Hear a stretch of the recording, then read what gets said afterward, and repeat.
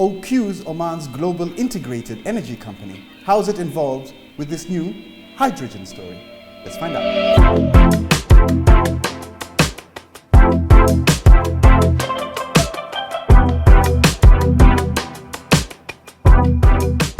With me in the studio is Ms. Najla Al Jamali, the Chief Executive of OQ Alternative Energy. Welcome to the show. Thank you. Thank you for having me. Can you please explain integrated and alternative? Integrated as in OQ. So OQ is an integrated energy company based out of Oman. We have a global presence. We span the entire value chain with respect to energy. So we are in the upstream and downstream oil and gas business. We're also in the trading and marketing, and we are also in alternative energy. If you look at our business, so if I summarize basically our business units, there are three: upstream, downstream, and alternative energy. We have a presence probably in around 17 countries. Oh wow! With a workforce of over 5,000 employees. Impressive.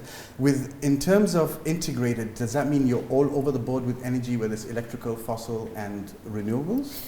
So when we look at integrated, we are across the full value chain. In 2022, we looked at our strategy. We had to, obviously, because of the COVID situation and the oil price. Last year, we concluded that exercise. We came out with a strategy that we want to be an energy transition enabler. Mm-hmm. So what does that mean? That means we are across from the hydrocarbon chain and then also into the alternative energy space. And then that's a segue to what you said, what is alternative? Yeah. And when we talk about alternative energy, that encompasses both low carbon molecules as an energy vector, but also renewables as an energy vector. And obviously you need the renewables in order to supply power to your low carbon molecules, which is green hydrogen. Please pardon my ignorance. Can you distinguish between renewables and alternatives? So I would say the bigger umbrella is alternative energy. Okay. And then underneath it are different energy vectors. And then I would put renewables as part. It's a type of alternative energy. Okay. So it's from a renewable source like wind, solar, hydro. Right. Yeah. And what could you say are the other vectors? So you can look at if you look at an alternative source to a fossil fuel, I would say then an alternative is a low carbon molecule, for example, green hydrogen, blue hydrogen, etc. So there are many areas in this vector, which is really good to know that OQ's stretching out its net. What is OQ's position in specifically Oman's hydrogen story, and how does it play its role in this energy transition? So if you look at I'll be specific in Oman, in the Omani scene. Today in Oman there are what I call the hydrogen trinity. Maybe you have the Ministry of Energy, which looks after basically is the regulator. You have Hydrogen Oman, which is the orchestrator. It's responsible to ensure that it organizes the concessions and awards them, does the bid rounds and awards them. And then you have OQ. It's the national champion within hydrogen. It's the developer arm. So we kind of complement each other, but we each have our separate non-overlapping roles. Fantastic. That is actually a great little understanding of that hydrogen trinity that you just coined right now. So that's how it's probably positioning itself. And how does it want to see it moving in the future with this trinity and how this energy transition role that you're talking about? So when we talk about energy transition, I think most people, at least in economies like Oman, which has been traditionally very hydrocarbon based, they see it as binary. They look at it as something that's mutually exclusive. It's either hydrocarbons, oil and gas, or hydrogen. And it's not an either or story, it's an and story. So I think we need to look at energy transition from the point of view that we are looking at energy security as a whole. And in order to look at energy security, we must be looking at it from a perspective of being responsible citizens and still ensuring that there is energy being provided towards the world's growth. The world is growing in terms of people, and therefore it's also going to be growing in terms of economies. And all of this is going to need energy to power this growth. Sure. Yes. Simultaneously, you have all this climate change adverse effects that are happening, and it's about how do you marry both. And I think that's where energy transition comes in that context, that you ensure energy security by being responsible in the way that you you develop and you produce energy. And that means then your energy mix changes. That it doesn't mean that you stop hydrocarbons, but perhaps the way that you produce these hydrocarbons, oil and gas, you do it more efficiently in terms of your power use during the production, and you do it in a very sustainable manner. So you manage your carbon footprint out of them through various mechanisms like carbon capture, etc. And then you look at also your energy mix. You have a pie. How much of it is oil and gas and how much of it is alternative energy? Today, it's probably more skewed towards oil and gas, with alternative energy is taking a lower portion of that pie. I think with what's going to happen, the genesis over the years is that that pie, that mix will change. Alternatives will start to grow in terms of renewables, in terms of green hydrogen, and your oil and gas may shrink. But I think overall, your energy requirements will grow. So even if I think in absolute numbers it won't shrink dramatically, perhaps, but definitely the mix will sway that you're producing more and more alternatives and less hydrocarbons. Yes. So what I'm trying to say is that going forward, I still think in Oman, at least, you will still be producing hydrocarbons. You'll just be changing the way you do it. Absolutely, it makes sense. And you will be growing this whole new other industry. That's why you use the word transition also. Yes. Yes. So everything you spoke about had the essence of a global game. Yes. What is OQ's competitive advantage? I think OQ's competitive advantage, you break it down into two folds. First, there's Oman's competitive advantage because OQ is within Oman.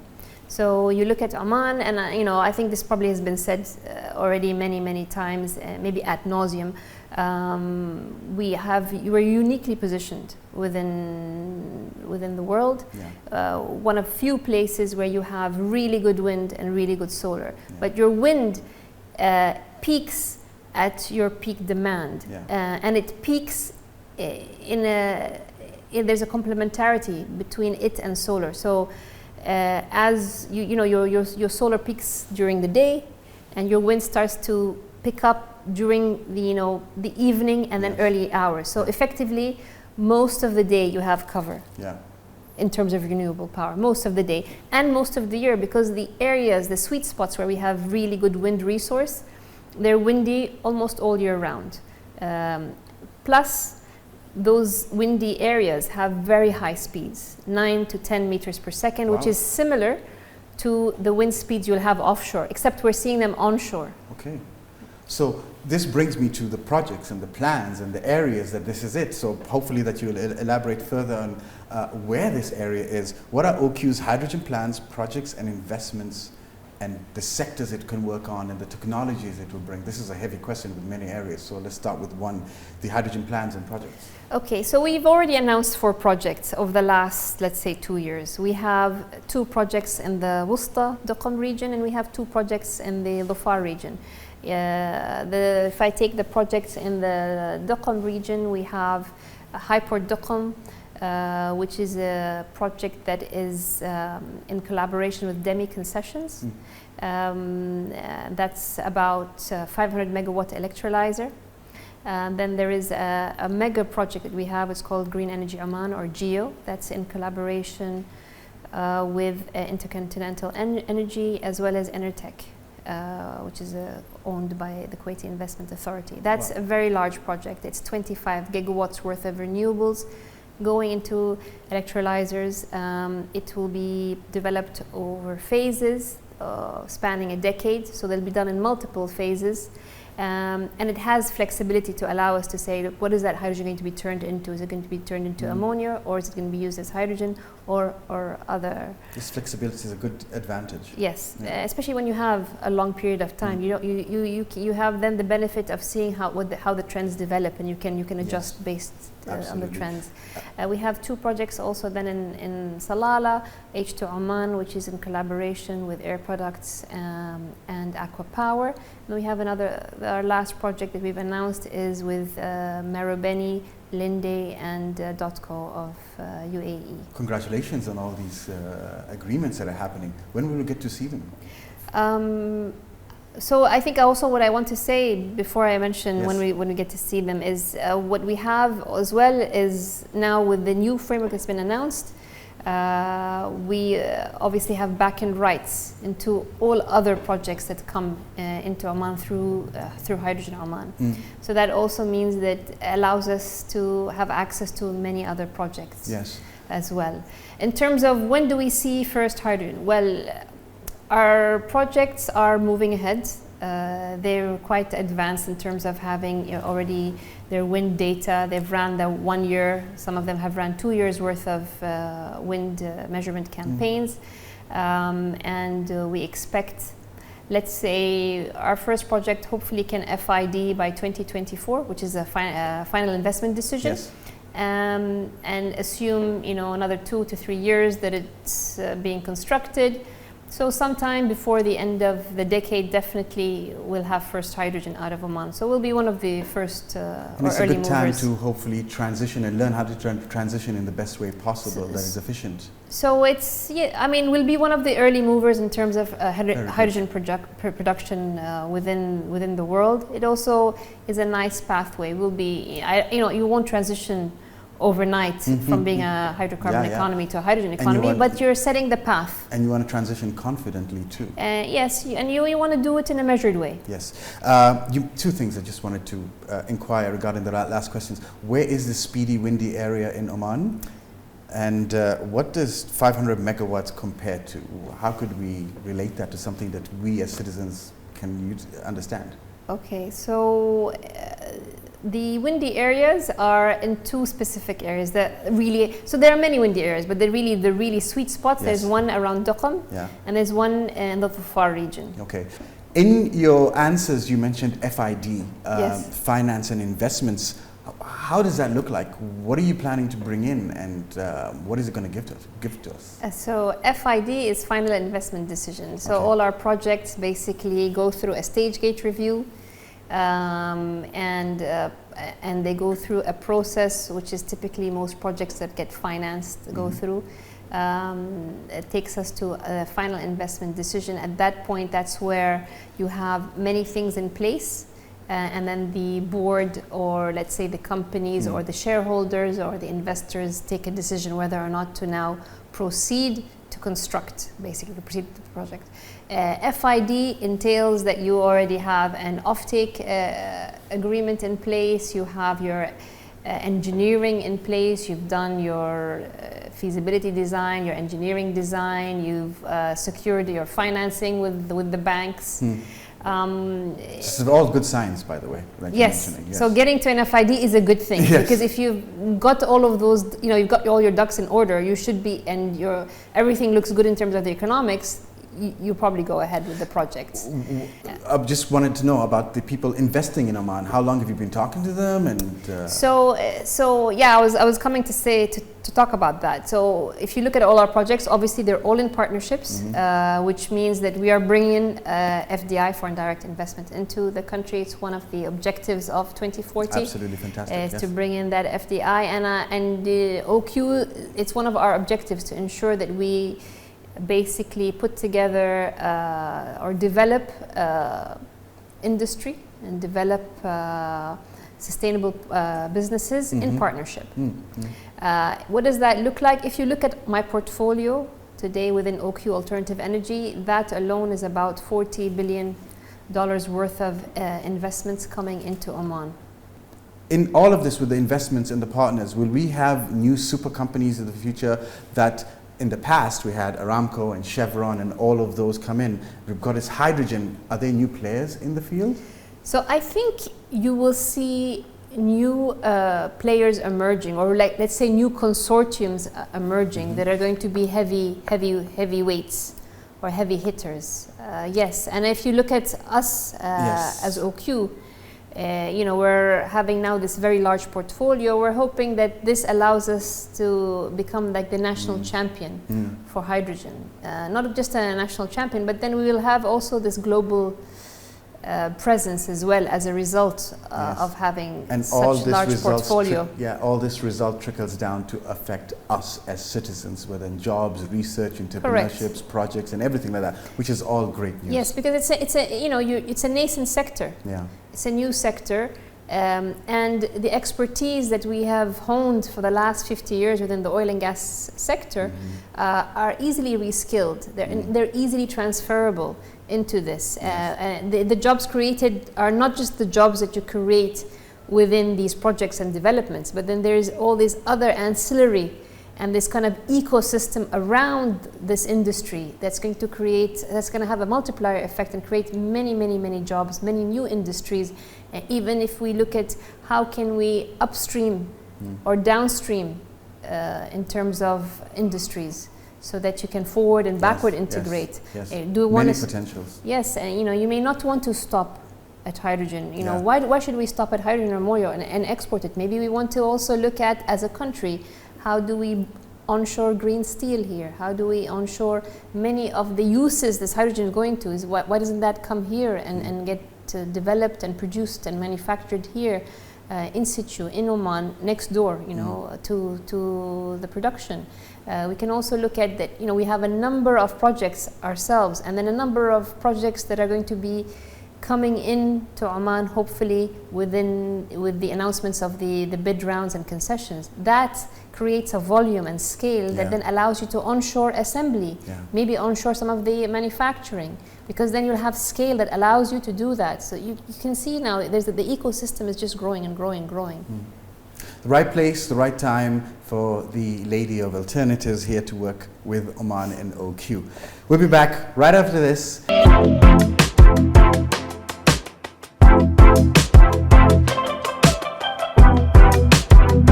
Thank you again for gracing the show. Thank you. So you mentioned 2 questions ago the word decarbonization. Why is decarbonization important? What does it mean, and dare I say, who enforces it? Okay. If we talk about decarbonization and why is it important, then you need to go back to put it into the context of climate change and the adverse effects of climate change. And the way you can combat those adverse effects is through decarbonization. Essentially, it's the removal or the reduction of carbon or emissions. A big mission. Yeah, and then if you look at Oman has already announced recently 2050 as its net zero target. And then that means that it needs to start to reduce its carbon emissions. It needs to reduce, and it needs to avoid bringing in any new or mitigate against any new emissions. The vehicle to do that, or let's say the mechanism to do at least the reduction, is through decarbonization. And what do we mean by decarbonization here? We look at the OQ story. In OQ, the cornerstone of what we do in alternative energy is the decarbonization of OQ through making us more resilient and ensuring that our existing businesses reduce, and then through growth into new areas that don't emit carbon and provide us revenue streams. That's the kind of the OQ story. And how do you do it? Within, like, let's say, the OQ context, and that you can replicate on a national level. You do that through first becoming more efficient. So your power, how will you use your energy? Even your average citizen, like, why do you need to run your ACs at 18? Run them at 24. Like, you're saving a lot of energy just doing that. Conversely, you do that then on industry scale. Looking at how you can improve their use of power their use of, let's say, energy to power all their industrial processes. And if they become more efficient, there could be a reduction. For OQ, if we just become more efficient, there's about a 30% reduction in our carbon footprint. The second leg that you do, which you can do simultaneously, is switch to cleaner sources of power. Yes. Why use oil and gas? You have sun, you have wind. Use those if you can. That in OQ, I would say, is maybe another almost 30% of reduction in your carbon footprint. Two easy ways to do it, and not that costly, let's say. And there is you reap a benefit. You know, with the energy efficiency, you'll make savings as well as reduction. With clean energy, you'll also still make savings as well as reduction in your emissions. The third leg is to convert into low carbon form molecules. So produce your whatever product you're producing, and here in Oman it's hydrocarbon, but produce it in low carbon form. As in, if it's using a source of carbon, if there's a carbon that's being emitted, then you would look at to capture it. Or in the process, replace it with something else. That's where you talk about blue and green. Or grow green. So you have green hydrogen. That's completely new. So that's a low carbon molecule. If you're still producing products that emit carbon, you can always do a carbon capture. And then your fourth leg is that if you can't be more, if you haven't been able to get to a zero emission through energy efficiency, through clean energy, through low carbon molecules, you go into negative emission technologies. So you direct air capture. You capture carbon from the air. You grow trees. The trees will capture. You have, you know, algae, different technologies that you can use to very environmentally friendly, to mop up anything that you can't deal with through those other three, and hopefully you get to net zero that way. It's great to see that OQ being a great friend of the world and the environment with just these solutions. It makes good business sense. It absolutely does.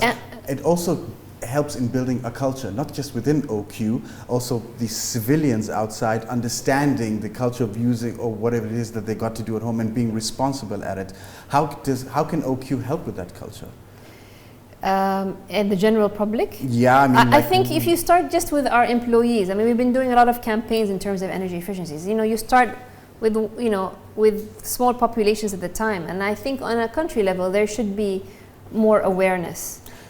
In terms of how we use energy and power within our homes. Yes, the awareness is one thing, but also the usage of stuff like as we're moving towards hydrogen and transitioning in the next 10 years, will we domestically also move towards hydrogen?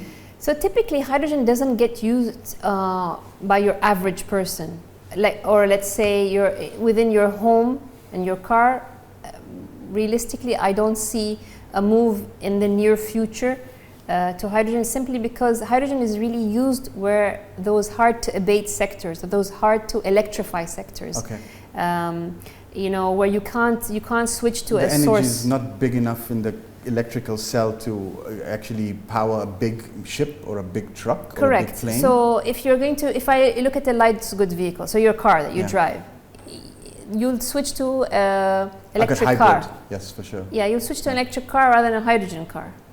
That's what you would do. Is there going to be a hydrogen car? There are hydrogen cars. Okay, I think. So this sounds like domestically they will be using hydrogen, so the culture. No, I don't see that. I think it's more cost effective to electrify cars, and it's more cost effective to on the heavy goods vehicle. Those are what you would go into hydrogen, because otherwise, imagine having to put all those batteries for an electric car, for an electric truck, or for a plane, or for a ship. Those are the areas where you'd be looking to use an alternative molecule or a low carbon molecule to be actually more efficient. I'm still trying to imagine how are we using hydrogen as a fuel, and hopefully through all these discussions I can understand.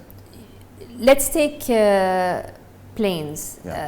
They'll switch to sustainable aviation fuel, which uses hydrogen, a green hydrogen, to produce the sustainable aviation fuel. If you look at ships and the shipping industry, maybe they'll switch to methanol or ammonia, for example, and that, you know, if you remember chemistry from yeah, school. a little bit. Yeah, you have, ammonia is NH3. Yeah. There's an H. The same with methanol. It has H molecules within it. Yeah. And that's where your green hydrogen goes into there. While you were talking, I just remember the word scalability. So it wouldn't come to a car because it's too expensive to do for something small as that, but it will go to something big as a plane and whatever it is, because the payments of it will actually make it worthwhile?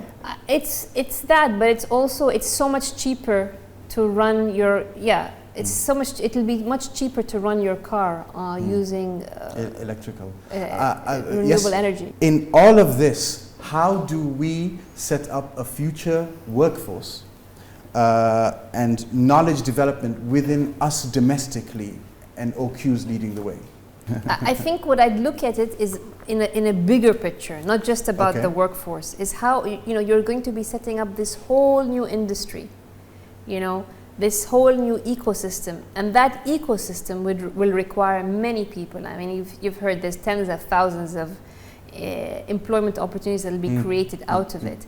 And then how do we, OQ, play a role? Obviously through the projects that we have, also through ICV requirements that are coming not just from the government, but also us putting ICV requirements where we ensure not just on employment, but you also ensure that the value chain, you forward, you backward integrate, you onshore the assembly, you get your suppliers to set up shop here, you get your maintenance, your O&Ms to set up shop here. But I think there's an element that we also need to cover, which is how do you capture some of this, let's say, lucrative revenues into Oman, and that's by ensuring that you're in the full value chain as a country. And how do we do that? We are today hopefully a national champion for this. So we are in the development. We have an arm that does the trading. So we are in the trading of the product. We have, sister companies or groups that are in the shipping. So you can embed yourself directly into that value chain. Plus you have then your in-country value elements. And in the combination, you should be able to maximize domestically. Great for the insights, economy. And OQ being a role model to actually show people the way over here. Since you mentioned setting shop over here, how do you set up a bankable project or a bankable shop in this industry in the early days? So a bankable project typically requires, investment grade partners that set it up. You require a bankable offtake agreement. Which is when you sell the product, basically. Everything that's sale agreement. On a bank. Typically, you would be project financing the project. So when we use the word bankable, as in it's good enough for the banks to feel comfortable to finance it. When can we see hydrogen produced in Oman? So as I said, we expect FID, let's say 2024, sometime in 2024, and that would mean you construct, you'll have something operational sometime before the end of the decade, hopefully 28, somewhere around 28, I'd imagine, conservatively, I'd say. Yes. So with everything roughly starting around 2030, what will be in the energy mix? Will it just be hydrocarbons till then? So hopefully we'll be starting just before, 1 or 2 years before 2030, but until then what you'll see is I'm expecting an increase in renewables. We already see within the country a number of renewable solar plants and wind farms. And we as OQ, we're also looking to become a national champion within the renewable area. So we hopefully will be looking to decarbonize some of our own assets through switching them out to renewable energy, as well as to other customers. Well, it sounds like the future is bright for OQ and Oman, and as explosive as the hydrogen is involved. Don't mind the pun.